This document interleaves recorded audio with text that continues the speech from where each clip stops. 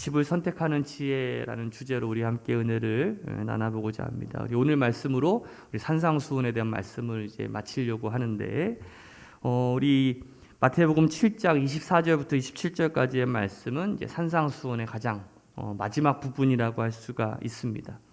제가 지난 시간에 한번 말씀드렸던 대로 사실 산상수훈은 12절의 말씀으로 끝이 나요. 그 이후에 13절 이하의 말씀은 어떤 이 산상수훈을 결론 짓는 말씀이라고 할 수가 있을 텐데, 그 산상수훈의 말씀을 통해서 예수님께서는요, 자신을 따르는 그리스도의 제자들이 어떻게 살아야 되는가, 또 하나님의 자녀와 시민으로서의 어떤 삶의 원리, 또 그리고 삶의 모습을 우리에게 가르쳐 주셨습니다. 그런데 하나님의 자녀들이 어떻게 살아야 하는 것인가라는 그 사실보다 더 중요한 것은 뭐냐면 실제로 그렇게 살아가는 게 중요한 거죠. 그래서 오늘 주님께서도 24절의 말씀처럼 그러므로 누구든지 나의 이 말을 듣고 행하는 자가 반석 위에 집을 짓는 지혜로운 자라고 말씀하고 있어요.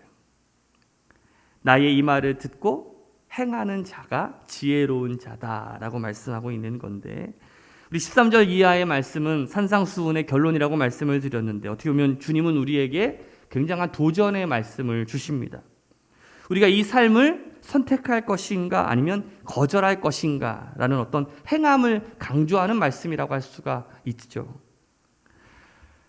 그 카일 아이들먼의 팬인가 제자인가 라는 이 책을 한번 여러분들은 보신 분이 있으실 겁니다.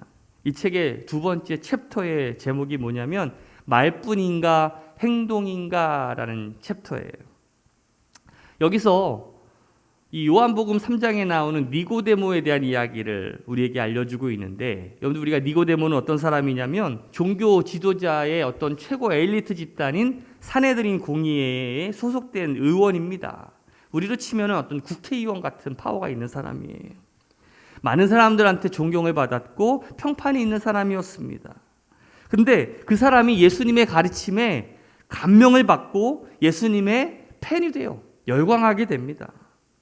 근데 이제 예수님과 이 니고데모가 더 깊은 관계로 들어갈 준비가 되어 있었어요. 그런데 쉽지가 않았습니다. 그 이유가 뭔지 아십니까? 드러내놓고, 자기 자신을 드러내놓고 예수님을 따르기가 어려웠어요. 왜냐하면 예수님을 따르면 자신이 손해를 보거나 잃을 것이 너무나 많았기 때문에 그랬어요. 명망 높은 그 종교 지도자가 그 갈릴리 촌구석에 전직 목수의 제자가 된다라는 것 쉽지 않은 일이었어요. 그동안에 쌓아놨던 모든 명성이 한순간에 무너져 버릴 수밖에 없는 상황일 수도 있습니다. 요한복음 3장 2절에 보면 그가 밤에 예수께 와서 이르되 랍비여 당신은 하나님께로부터 오신 선생인 줄 압니다 라고 말합니다. 니고데모가 밤에 찾아왔습니다. 왜요? 다른 사람들의 시선을 의식했기 때문에 그래요. 또 자신의 지위와 삶을 유지한 채 밤에만, 다시 말하면 다른 것들을 포기하지 말고 예수님을 따를 수도 있다라고 여겼는지도 몰라요. 그러나 이 니고데모는요, 결국 그 진실 앞에 서게 되고 그 갈림길 앞에 놓이게 됩니다. 예수님을 따른다라는 것은요, 그냥 쉽게 대충 선택하거나 또 쉽게 그냥 넘어갈 수 있는 문제는 아니에요. 이것도 선택하고 저것도 선택할 수 있는 문제가 아니라는 거죠. 니고데모는 예수님이 하나님께로부터 왔음을 인정합니다. 그리고 그것을 알았어요. 그런데 예수님은 대낮이 아닌 야밤에 찾아온 그 니고데모의 속마음을 아시고 3절에 이렇게 말씀하십니다. 같이 한번 읽어볼까요? 예수께서 대답하여 이르시되 진실로 진실로 내게 이르노니 사람이 거듭나지 아니하면 하나님 나라를 볼 수 없느니라. 누구보다도 성경에 대해서, 종교에 대해서 잘 알았던 이 니고데모가, 어떻게 보면 이 니고데모에게 예수님은 어떤 자존심을 건드리는 그러한 말씀을 하신 거죠.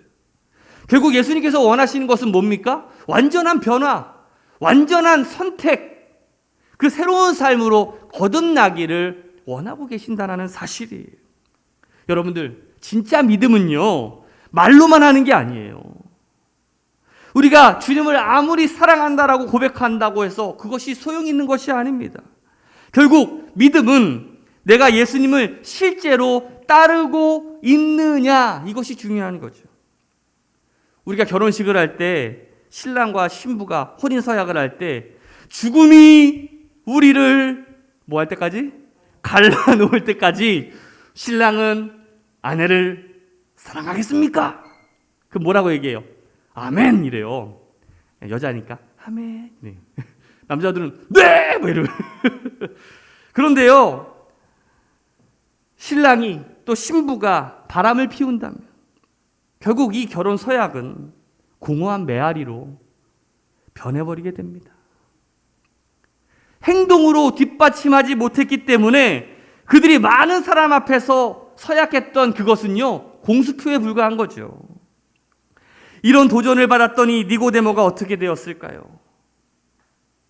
요한복음 7장 이하에 보면 예수님의 인기가 굉장히 높아집니다. 그래서 많은 사람들한테 칭송을 받기 시작하죠. 그때 이 종교 지도자들이 예수님을 막기 위해서 이 사내들인 공의회가 소집이 돼요.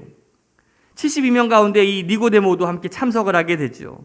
이 종교 지도자의 역할 중에 하나가 뭐냐면 거짓 선지자들을 색출해내는 거예요. 그래서 그들은 모두 한 통석이 되어가지고 그 예수님을 거짓 선지자로 몰아갑니다. 그때 니고데모가 용기를 내서 예수님을 옹호해요. 변호합니다.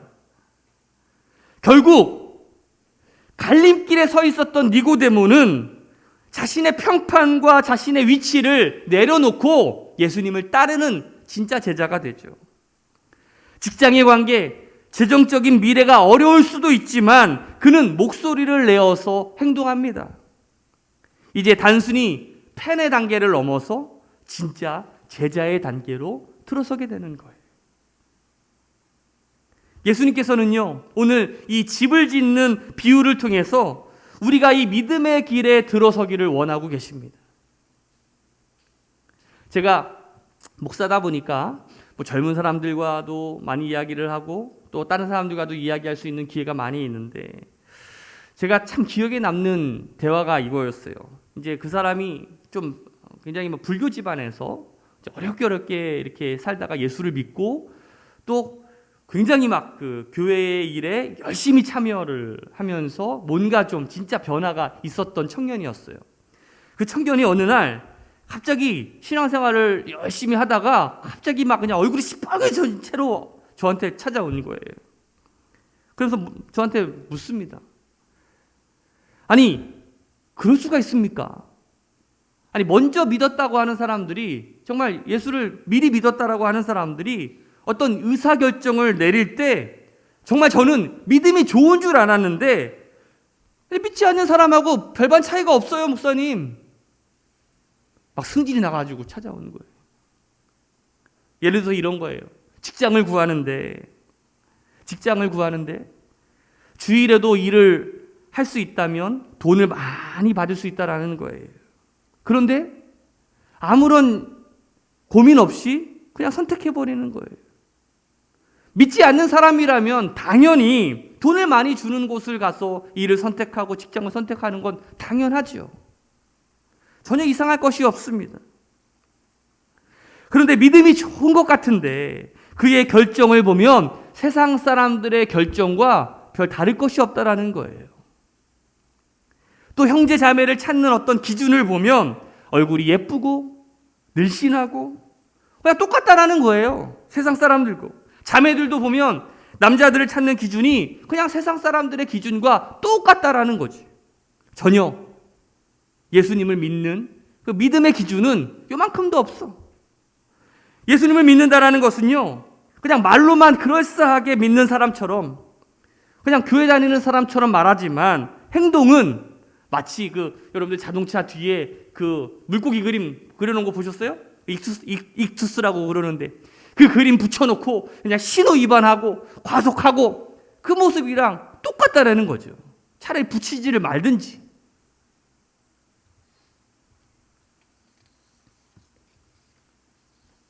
한번 따라합시다. 믿음은 결정이고 선택입니다. 결국 그 선택을 보고 믿음 있는 사람이다라고 말하고 믿음이 없는 사람이다라고 말하는 거예요. 내가 모태신앙입니다. 내 엄마가, 내 아빠가 장로님이에요. 집사님이에요. 권사님이에요. 목사님이에요. 그거 다 필요 없어요. 내가 집사다, 권사다.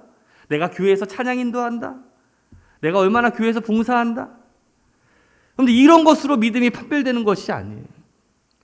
믿음은 선택인데요. 정말 지혜로운 선택은 바로 예수 그리스도의 터에 자리 잡는 거예요. 이것이 핵심이라고 할 수가 있는데, 오늘 본문 말씀에 이 유진 피터슨의 메시지 성경에 보면 이 본문의 성경을 이렇게 번역하고 있어요. 같이 한번 읽어볼까요? 시작. 내가 너희에게 하는 이 말은 너희 삶에 덧붙이는 장식이나 너희 생활 수준을 높여주는 리모델링 같은 것이 아니다. 내 말은 주춧돌과 같아서 너희는 내 말 위에 인생을 지어야 한다. 너희가 내 말을 너희 삶으로 실천하면 너희는 든든한 바위 위에 집을 지은 현명한 목수와 같다. 비가 퍼붓고 강물이 넘치고 돌풍이 쳐도 그 집은 끄떡없다. 바위 위에 꼿꼿이 서 있다. 그러나 너희가 내 말을 성경 공부 때만 사용하고 삶으로 실천하지 않으면 너희는 모래사장에 집을 지은 미련한 목수와 같다.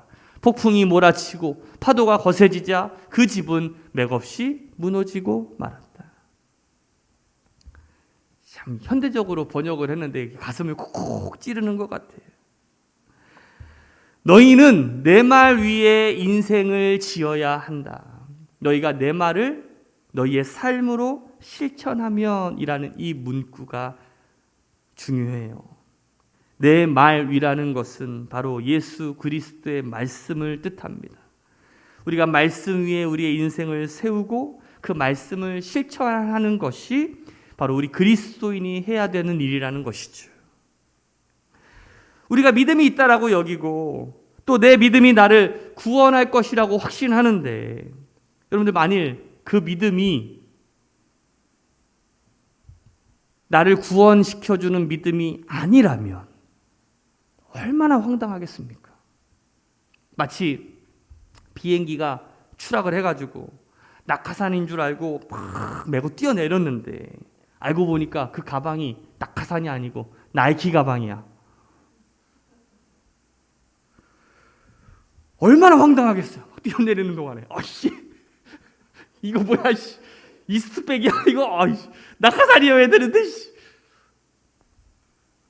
그 가방이 루이비통이건 프라다건 샤넬이건 그게 뭐가 중요하겠어요, 지금 죽어가는 판에. 아무리 비싼 명품 가방이라고 할지라도 그것이 낙하산이 되지는 못하죠. 얼마 전에 우리나라 재계 5위 안에 드는 그룹 총수가 그동안 자신의 가정생활이 너무나 불행했다라고 하면서 이혼 계획을 얘기하는 걸 아마 들어보신 적 있으실 거예요. S모의 최모 회장. 제가 그거를 보면서 그런 생각을 해봤어요. 행복의 개념이 소유에만 있다면 아마 저 가정은 우리나라 5위 안에 들어야 행복한 가정으로 들어야 되는 가정인데 결국 저 가정이 모래 위에 집을 지었구나. 그렇죠? 모래 위에 집을 지었구나. 돈이 많다고 꼭 반석 위에 집을 짓는 것은 아닌 것 같아요.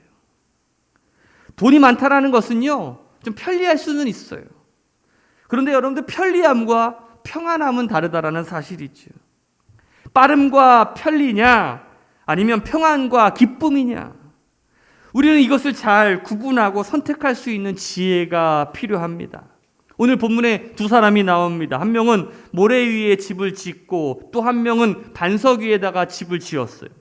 다시 말하면 지혜로운 사람과 어리석은 사람, 즉 가짜와 진짜라고 할 수가 있을 텐데, 그런데 여러분들 이 두 사람은요 구별하기가 너무나 어려워요. 왠지 아세요?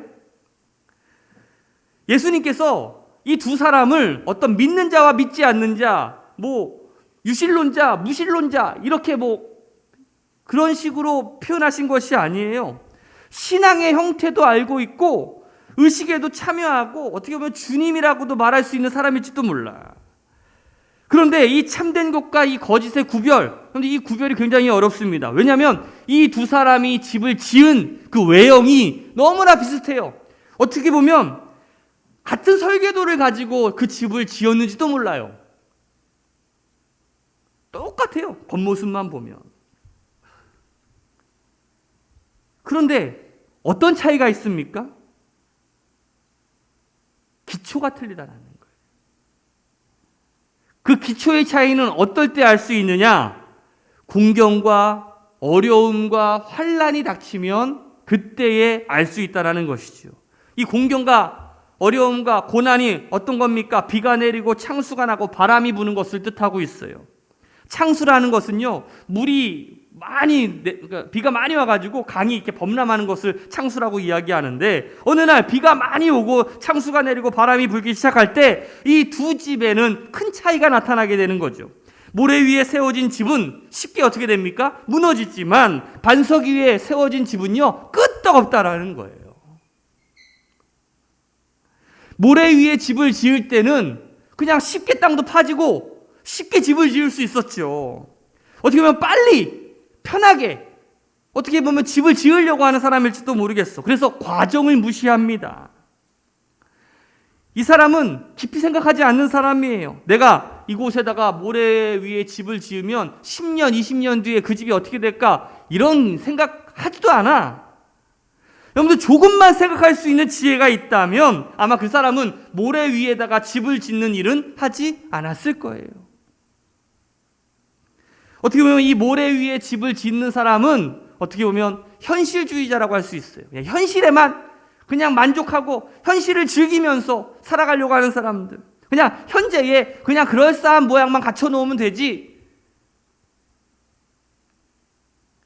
어떻게 보면 신앙생활도 빨리 그리고 쉽게 신앙생활을 하려는 사람이라고 할 수가 있어요. 그냥 적당히 예배만 참석하는 것으로 신앙생활을 끝내려고 하고, 그냥 조금만 좀 힘든 것, 자신이 조금이라도 손해보는 것은 절대 하지 않으려고 하고요. 헌금하고 또 헌신하라고 하면 꼭 불평을 늘어놓습니다. 가만 보면요, 불평불만하는 사람들 중에 헌금 안 하는 사람들 있잖아요. 헌금 안 하는 사람들이 꼭 불평불만할 때가 뭐라고 얘기하냐면 교회가 돈 밝힌다, 뭐 11조 개념은 뭐 구약에만 있었던 거 아니냐 하면서 여러 가지 궤변들을 늘어놓는데, 여러분들 이 헌금이라는 것이요, 특별히 11조라는 것은요, 하나님께서 우리에게 복을 주시기 위한, 어떤 하나님께 복을 받기 위한 것이기도 하지만 우리 공동체를 지탱하고 유지할 수 있는 그런 이 교회의 어떤 일원이라고 한다면 당연히 해야 되는 어떤 의무예요. 이런 헌신과 수고도 없이 그냥 쉽게 말로만 신앙생활 하려고 하고 그냥 대충 쉽게 빨리 편하게만 신앙생활 하려고 하는 그런 모습들이 우리 가운데 있지는 않은가. 또 어떤 교인들은 이 교회를 통해서 어떤 자신들의 어떤 욕구나 어떤 자신들의 어떤 이득을 취하려고 하는 사람들이 많이 있습니다. 그래서 빨리 집사되고 권세되고 장로되어가지고 내가 무언가 이익을 얻고 도움을 얻고 그렇게 신앙생활을 하려는 사람들도 꽤 많이 있어요. 그러나 참된 신앙생활은요, 반석 위에 깊이 기초를 내립니다.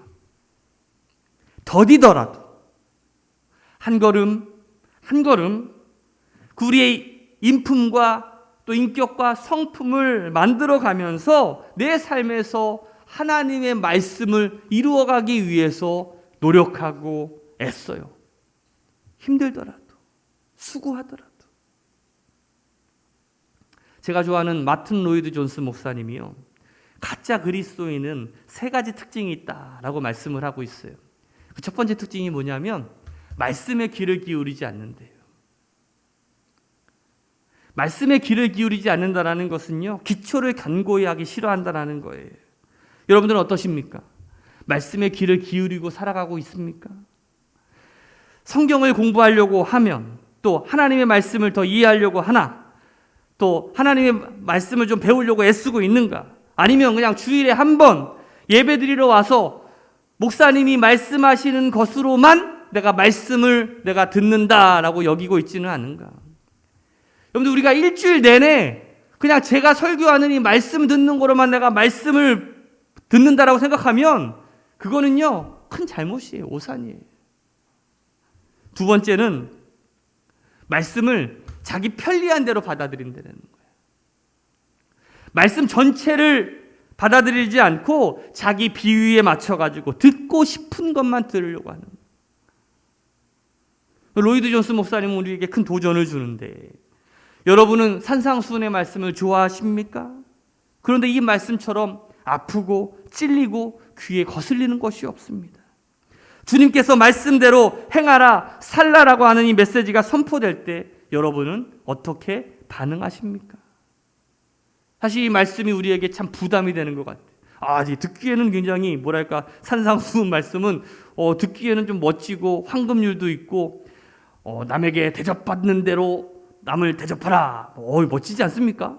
여러 가지 인간관계에 대한 지혜도 있고, 그런데 이 산상수훈의 말씀을 제가 설교하고 준비하고 묵상하는데 정말 부담스럽고 무겁고 그냥 찢어버리고 싶어. 너무 왜 이렇게 하기가 쉽지 않으니까.